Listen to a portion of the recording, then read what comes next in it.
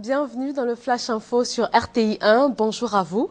Il est attendu dans la capitale ivoirienne aujourd'hui. Le Premier ministre japonais va entamer une visite officielle de 2 jours. À son arrivée, Shinzo Abe aura un entretien avec le chef de l'État ivoirien. Ensuite, une rencontre élargie aux hommes d'affaires ivoiriens et japonais. Cette visite semble déterminante dans le renforcement de la coopération entre la Côte d'Ivoire et le Japon. Que gagne la Côte d'Ivoire dans cette coopération? Quels en sont les enjeux? Réponse dans ce reportage signé Maïsako. Les relations de coopération et d'échange entre la Côte d'Ivoire et le Japon commencent seulement un an après l'indépendance de la Côte d'Ivoire en 1961. La fin de la crise post-électorale a permis la relance de ces activités et de plus en plus de missions et d'hommes d'affaires japonais se succèdent en Côte d'Ivoire. Comme c'était le cas début juillet 2012 de la visite d'une délégation d'une dizaine d'opérateurs économiques représentant les plus grandes entreprises japonaises dans divers secteurs dont l'énergie, l'import-export et le génie civil. La coopération ivoiro-japonaise s'étend dans les domaines politiques, économiques, sociaux, culturels et éducatifs. Les délégations japonaises arrivent en Côte d'Ivoire comme les délégations ivoiriennes vont aussi au Japon. Et lors des festivals aussi, la Côte d'Ivoire aussi participe à des expositions au Japon. Et comme aussi en Côte d'Ivoire, le Japon aussi participe aux activités en Côte d'Ivoire.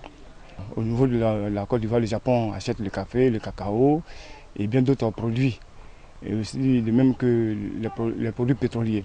En retour, la Côte d'Ivoire achète au Japon les produits manufacturés. Il y a aussi les aides à l'agriculture, les centres de formation, comme à l'Académie des sciences de la mer et bien d'autres. Le Japon affiche clairement sa volonté de jouer pleinement sa partition dans le développement socio-économique de la Côte d'Ivoire. L'on en veut pour preuve la relance en 2011 dans le pays de l'Agence japonaise de coopération internationale, le JICA. La structure, qui a vu le jour dans les années 90, intervient dans le domaine social et communautaire. Notre objectif, ce n'est pas construction ni réhabilitation. Et nous effectuons au développement communautaire, surtout personnel de commune, pour le développement de capacité, comme quoi pour qu'ils puissent fournir des services sociaux pour les habitants, en construisant ou réhabilitant nos écoles et forages. Un projet coûte entre 3 et 5 millions de dollars américains. Avec le programme de bourse du gouvernement du Japon, l'aide publique au développement, l'appui aux projets locaux, l'APL, la réalisation de plusieurs projets dans le domaine de la santé et l'éducation, le Japon semble jeter les bases d'une coopération riche et forte avec la Côte d'Ivoire. Mais que gagne notre pays dans ce partenariat? La Côte d'Ivoire, un pays agricole, a nécessairement besoin des autres pays, au niveau surtout des capitaux, pour son développement. Et elle a besoin du moins aussi des investisseurs étrangers. Puisqu'on sait que le Japon, hier, était la deuxième puissance mondiale et aujourd'hui la troisième puissance derrière les États-Unis et la Chine. Aussi, on a besoin aussi des experts japonais pour la formation des cadres ivoiriens. La visite ce 10 janvier du Premier ministre japonais Shinzo Abe en Côte d'Ivoire vient renforcer l'axe Tokyo-Abidjan. Ce sera l'occasion pour les deux pays de définir les grandes orientations de leurs relations d'amitié et de coopération.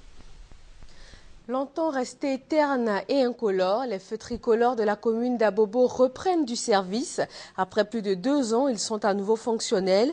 Les populations et les usagers de la commune la plus peuplée du district d'Abidjan sont heureux du retour des feux tricolores, gage de sécurité routière.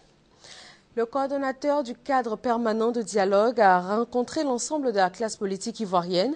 Jeannot Kouadio-Aoussou a annoncé des mesures importantes pour dégeler les relations pouvoir-opposition.